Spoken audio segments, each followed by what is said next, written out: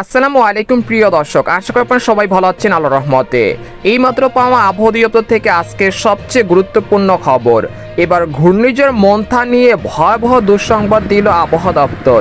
আগামী 27শে মে বঙ্গোপসাগরের বুকে তৈরি হতে পারে 2025 সালের প্রথম ঘূর্ণিঝড়। এটি দ্রুত গতিতে শক্তি অর্জন করতে পারে, এমনকি এটি আগামী 28শে মে রাত থেকে 30শে মে সকালের মধ্যে বাংলাদেশ ও কলকাতার যে কোনো উপকূল দিয়ে স্থলভাগে আঘাত হানতে পারে। এই সময় ঘূর্ণিঝড়ের সর্বোচ্চ গতি থাকতে পারে ঘন্টায় 110 কিলোমিটার। এতে করে লন্ডভন্ড হয়ে যেতে পারে দুই বাংলার উপকূল। এতে করে ক্ষতিগ্রস্ত হতে পারে হাজারো কৃষকের লাখ লাখ টাকার জমির পাকা ধান। তাই আগামী 27শে মে এর মধ্যে রোদের যাবতীয় কাজগুলো সেরে ফেলার আহ্বান জানাচ্ছেন আবহাওয়াবিদরা। আর আপনি এই খবরটি কোন জেলা থেকে দেখছেন, আপনার জেলার নামটি আমাদের কমেন্ট বক্সে জানিয়ে দিবেন। আর সবার আগে সবার প্রথম সেই খবর জানতে আমার চ্যানেলটিকে সাবস্ক্রাইব করে রাখুন।